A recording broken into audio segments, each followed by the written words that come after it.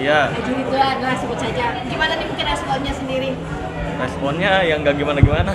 Ya begitu. Biarin aja, nggak terlalu ngaruh juga kok kalau dia mah. Ya nggak apa-apa, karena ya mungkin memang itu pekerjaannya. Karena kan bagi saya nih kalau emang ada dukun mau pembuktian, ayo pembuktian, jangan lapor-laporan lah. Jangan main belakang, main depan aja, orang ready kok gitu. Tapi mengetahui kabar lo dilaporkan di Polda dengan mungkin UU ITE ya kalau tidak salah ya, Iya. untuk pencemaran nama baik. Sudah biasa. Sudah biasa. Itu mah udah ya memang begitu kerjaan yang udah yang mereka itu ya, bikin laporan. Kalau berani pembuktian dong, sinilah gitu. Marcel, tadi malam gue wawancara BHR. Katanya lu tidak memiliki attitude, terutama khususnya kepada senior. Itu seperti apa sih?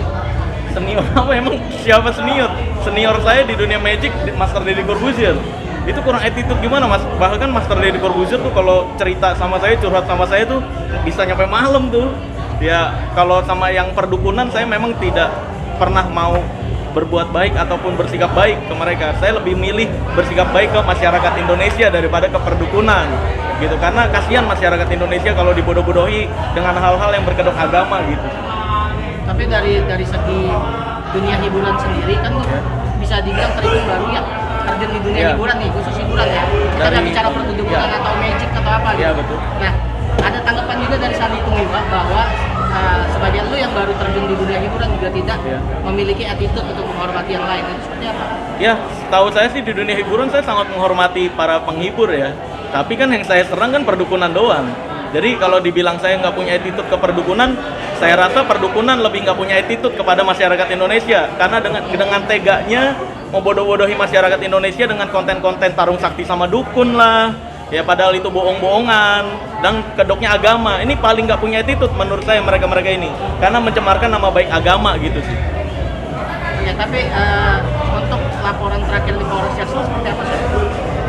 Saya belum dapat Kan apa-apa. kemarin dipanggil kan katanya? Oh, kalau yang dipanggil sama siapa tuh? Agustiar bin Ismail, saya juga nggak kenal itu siapa, dan masih berjalan sih. Belum tahu juga proses kedepannya kayak gimana. Yang di Polda pun belum ada panggilan juga ya saksi Polda belum ada itu mah. Saya berharap kalau ada panggilan, wah sangat pasti datang lah pasti. Saya mengawali karir dengan membongkar praktek perdukunan dan pada akhirnya lo terus dilaporin oleh mereka gimana sih? Saya Mengawali karir sebenarnya di dunia magic, memang saya nggak di perdukunan. Membongkar rahasia perdukunan itu dari tahun 2016, sedangkan karir saya itu dari tahun 2014 sebenarnya. Jadi kalau terkenal atau dikenal karena membongkar rahasia perdukunan itu alhamdulillah, karena banyak masyarakat Indonesia yang mulai teredukasi agar tidak mudah dibodoh-bodohi dengan hal-hal yang semacam itu sih. tapi ujung-ujungnya dilaporin Sel. Ujung-ujungnya dilaporin nggak apa-apa, kan nanti proses hukum juga terlihat, karena di hukum Indonesia juga perdukunan dilarang di pasal 545, 546 dan 547. Penjualan jimat itu nggak boleh. Terus juga membawa jimat, menjadikan ramalan sebagai sumber uang itu nggak boleh di pasal 545, 546, 547. Dan Indonesia pun tidak setuju terhadap dunia perdukunan. Di agama juga tidak setuju terhadap dunia perdukunan. Kalau masalah saya dilaporin mah, ya setiap orang punya haknya masing-masing untuk membuat laporan. Tapi bagi saya mereka-mereka ini pengecut. Kalau memang berani, ya udah pembuktian aja lah. Katanya bisa serangan spiritual. Katanya dulu pas Palestina serang sama Israel, ya ngirimin serangan spiritual. Kok ke saya mana nih serangan spiritualnya? Dari tahun 2016 ya, saya diancam santet, diancam guna-guna. Saya selalu jawab, ya udah ditunggu ya. Jangan segan-segan buat guna-guna saya pengen tahu nih, disantet dong, guna-guna dong gitu. Berarti belum Sampai sekarang. ada. Ya memang tidak ada. Memang tidak ada. Karena saya tahu rahasianya semuanya gitu. Tapi soal bicara sulap sendiri, ya kan itu bukankah juga sebuah trik yang juga membohongi orang, Sel? Ya, bukan hanya sulap, tapi semua hiburan adalah bohongan, tapi tidak menipu. Kayak contohnya bioskop, Spider-Man bohongan kan? Spider-Man bohongan, Superman bohongan kan? Pemain film itu bohong-bohongan juga tuh nangisnya. Kalau dia meninggal ya bohongan di film. Terus juga kayak penyanyi juga bohongan. Dia lagi happy-happy aja tapi nyanyinya lagu sedih sampai nangis-nangis, itu kan bohongan juga. Terus juga kayak misalkan pelawak juga bohongan. Kayak pura-pura keinjak buat diketawain. Jadi intinya semua hiburan itu bohongan. Yang saya kritisi adalah yang menggunakan hiburan ini untuk penipuan. jadi menduitkan kayak Samsudin kemarin mau buka pengobatan, ya kan? Buka pengobatan dengan trik-trik sulapnya, orang seolah-olah digiring untuk percaya itu beneran transfer penyakit lah. Nah, dari situ kan dia ngeduitin orang gitu. Nah, itu yang saya bongkar-bongkarin. Tapi lu percaya adanya makhluk kasat mata, Chan? Makhluk goib saya percaya. Jadi sekali lagi, saya perlu tegaskan, semua agama itu mewajibkan untuk percaya hal goib. Surga, neraka, Tuhan, jin, malaikat, dan lain sebagainya. Tapi perlu diingat juga, semua agama melarang keras untuk percaya perdukunan. Kalau ada satu agama yang membolehkan percaya perdukunan, sebutin dong satu aja gitu. Satu aja kalau ada. Misal masih ada teror sampai detik ini? Ada. Teror ya itu paling ngendorin ban mobil. Karena ban mobil saya kan, mobil nih kelihatan banget nih, mencolok banget mobil saya tuh. Jadi beberapa kali udah ada yang ngendorin nih. Dikendorin. Maksudnya ditempesin? Dikendorin.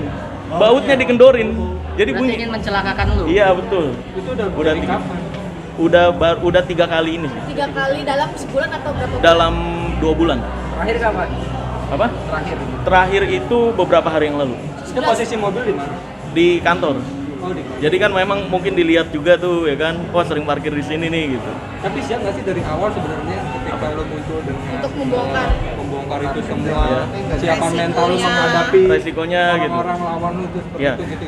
Saya pribadi saya percaya betul semua takdir ini udah diatur sama Allah Azza wa Jal.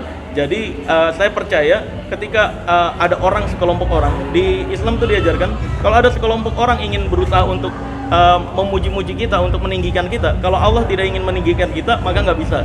Begitupun kalau ada sekelompok orang yang ingin menghina atau menghancurkan kita atau mencelakai kita, ketika Allah tidak ingin dia celaka, maka tidak akan celaka. Jadi totalitas saya nggak ada ketakutan sama sekali. Nggak ada rasa takut sama sekali. Nah, artinya kan ini kan membahayakan nyawa lo ya, apalagi untuk Apa?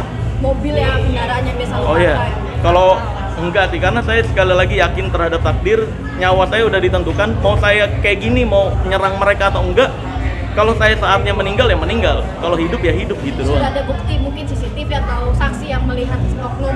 Nah, sayangnya di kantor saya sebenarnya ada CCTV, cuma kemarin lagi ada pembangunan, jadi CCTV-nya lagi rusak pada saat itu. Itu sayang banget, jadi nggak ketahuan juga tuh.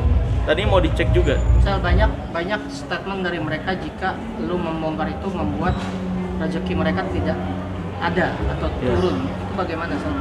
Ya memang betul, karena memang polisi juga kalau saya dibilang menghentikan rezeki mereka perdukunan, ya memang seharusnya penipu itu ya nggak boleh sampai menipu masyarakat Indonesia.